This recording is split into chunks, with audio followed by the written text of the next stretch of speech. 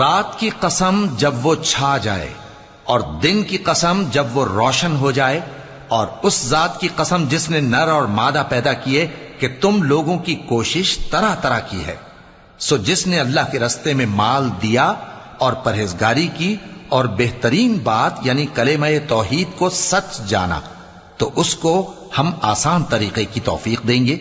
और जिसने बुख्ल किया और बेपरवाह बना रहा और बेहतरीन बात को झूठ समझा, तो हम उसे रफ्ता रफ्ता सख्ती में पहुंचा देंगे।